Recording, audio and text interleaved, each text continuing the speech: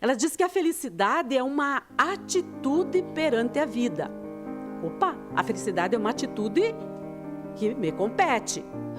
A felicidade que decorre do que se tem, logo se converte em tormento pela ambição de mais se ter ou pelo medo de perder-se o que se possuiu. Olha a importância de nós refletirmos sobre essa frase. Se a felicidade, a nossa felicidade está embasada no que nós temos, logo vai se converter num tormento pela nossa ambição de querer ter mais.